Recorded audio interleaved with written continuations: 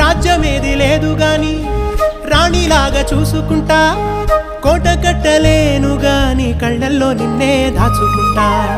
రాత ఎట్లా రాసి ఉన్నా ఆ మార్చి నీతో రాసుకుంటా. స్వర్గమంటూ ఉన్నదంటే అది నీతోనే ప్రతిరోజు పంచుకుంటా.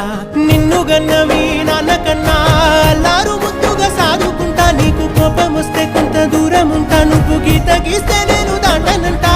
కంట నీరు కంటి రెప్ప దాటకుండా కాటుకై కావాలుంటా.